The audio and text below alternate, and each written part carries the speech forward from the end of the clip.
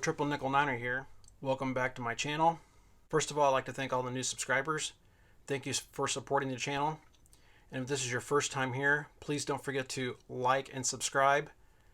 And it just helps out the channel so I can create more content for you guys. So today, I want to talk about drills. Drills are an essential tool to every man's toolkit. Today I'm going to talk about the types of drills, some different bits you can use, and how to use them. First type of drill I want to talk about today is a corded drill with a keyed chuck. Now these are pretty old school. The features on a drill like this are, of course, the cord that you have to plug in, the trigger, forward and reverse setting, and a keyed chuck. To operate a keyed chuck drill, you need a chuck key. This is the chuck. This is the key. As you can see here on this drill, there are holes above these teeth on this chuck. This key corresponds with the holes and the teeth of the chuck. Turning this chuck either forwards or backwards operates the claw that's inside the chuck that's going to hold your drill bit. Well, you can open the chuck,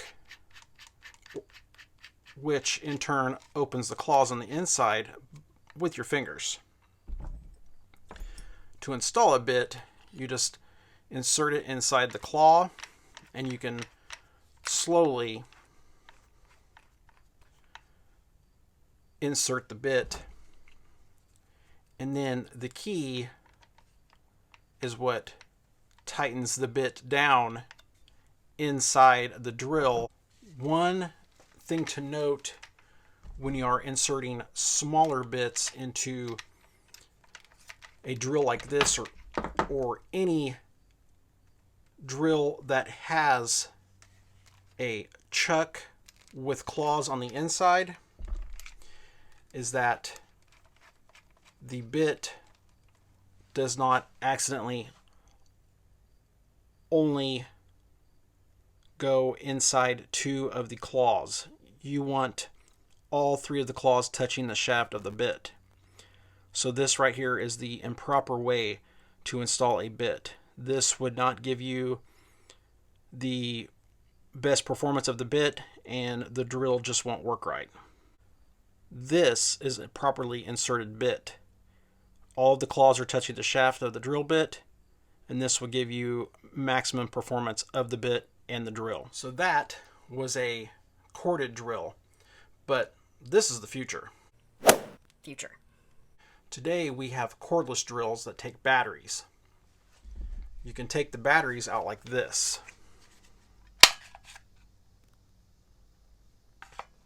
There's a latch at the bottom. You just click down the latch. It releases that button. There's grooves that correspond on the bottom of the drill to the battery grooves on top of the battery. And you just click the battery right back into place. This is your standard driving drill.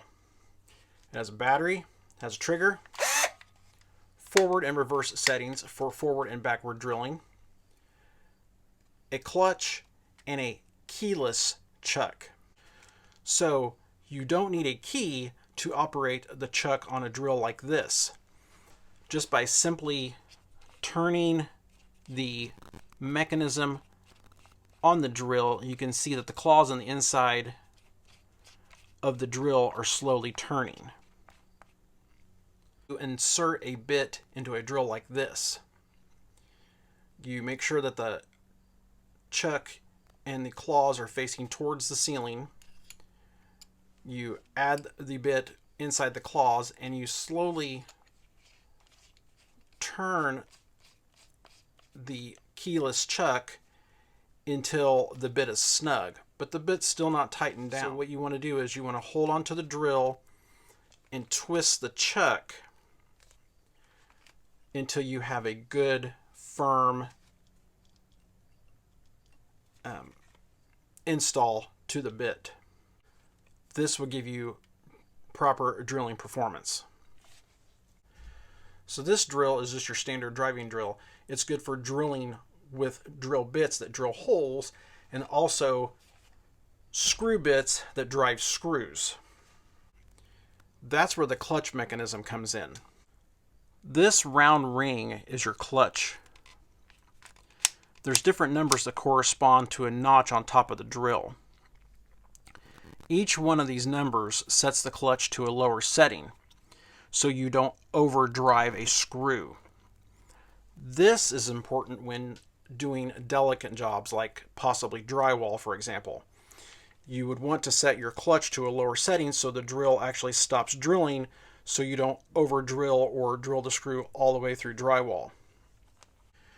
When you have the ring adjusted to the setting that you want, you'll notice when you're screwing with the screw, if you have it at a lower setting,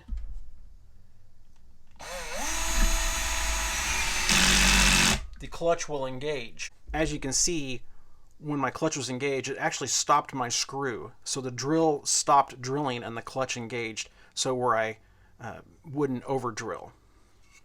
Again, a feature like that's important when you're using this drill for drywall or fine woodworking. You don't want to over drill your material. That way you bury the screw into the material and you can't retrieve the screw back out. This is just an example of a few of the types of bits that you can use inside a regular drill. You can use anything from Phillips to standard to torque. The sky's the limit. Now, as you can see on a drill bit such as these have a different shaft than your standard smooth shaft bit. That is because bits like these are made for impact drivers. This is an impact driver. It's a little different than your standard drill driver. Notice the difference? This drill can use driving bits, and as you notice on this bit, it is tapered in a certain way. This type of bit is called a quick locking bit. This type of bit is used in an impact driver. An impact driver is different than a standard driving drill. An impact driver does not have a clutch, made for a lot more power. This can be used for power, but also delicate work. This drill takes the quick release shafts on bits, and to use it, you just insert it into the end of the drill, pop out the sleeve on the quick release chuck, and insert the bit into the drill. Now this bit is secured, it's not going anywhere, and you can operate the drill. So you can use standard drill bits in a drill like this that has a set of claws inside the chuck, but you have to use the quick release bits for an impact driver. Regular bits won't work. They can't even be held in there. It's just not the proper fit, and it's not the right tool for the right job. So there is another driving option as far as the quick release driving bits.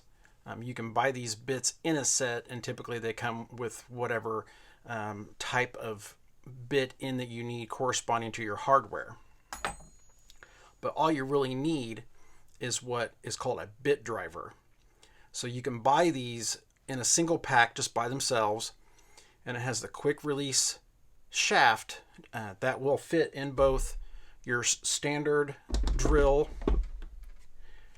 and your impact driver.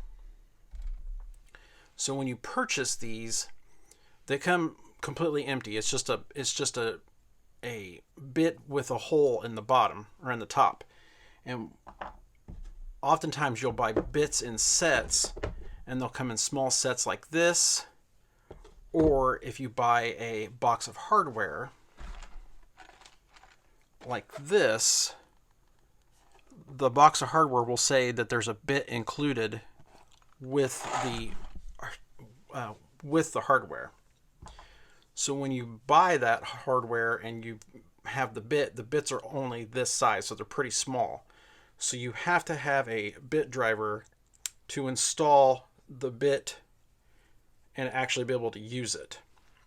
You would not be able to use just the tip of the bit by itself in the drill. It'll just come right out. This is not the right tool for the right job. Again, you can use it inside of a standard drill, but this is not ideal. But if you're in a pinch, this can work, but you're better off to actually have a bit driver. Another option out there is a sleeved bit driver. So you can see this one's seen better days. It's pretty chewed up. But what this has, it's this bit driver. So the bit will come out of the end, but it has a sleeve. So when you install a bit into the bit driver, for example, this will go onto the end of the bit. This sleeve will hold the screw in place as you get ready to screw the screw into your material.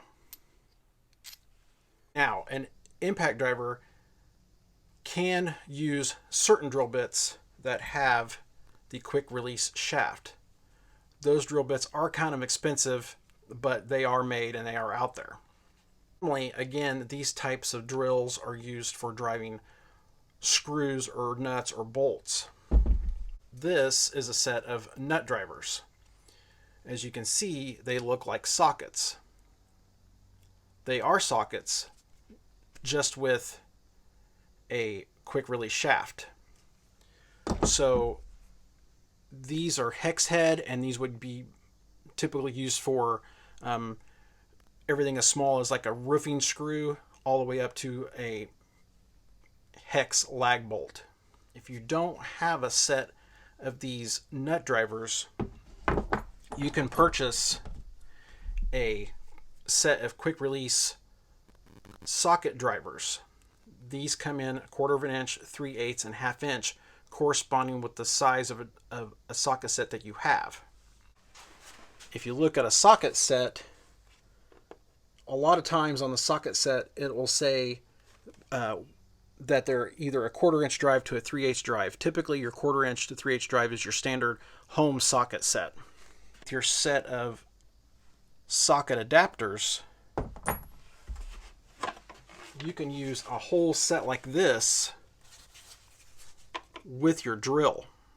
All you have to do is find the socket. This one, for example, is a 3/8 drive, which means that the square in the back will hold a 3/8 inch mandrel.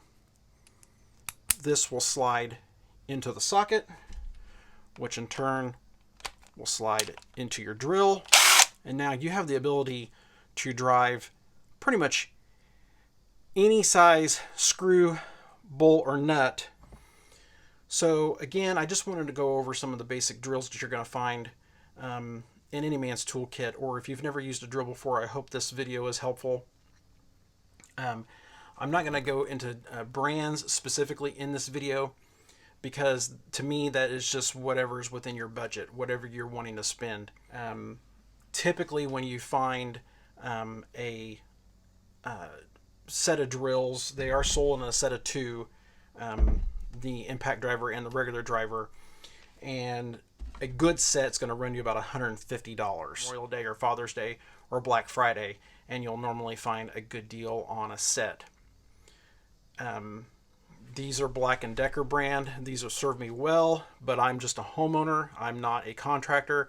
If I was a contractor and I was using my drills every day, I would definitely look into something like a D-Wall or a Makita, or one of the higher name brands like Milwaukee, knowing that I was going to use those drills every day and they were going to be my workhorse and I was going to have to rely on them to do my job. Now these drills do have lithium batteries. I don't have a heated shop, so I do recommend that if you're going to keep your drills in your shop, at least take the batteries inside during the winter, especially if it gets really cold in your region. To me, the batteries just the cold just zaps the life right out of them. Again, this is Triple Nickel Niner here. I hope this video was helpful. Please don't forget to like, comment, and subscribe. Again, it just helps support the channel. Hope to see you soon. Triple Nickel Niner out.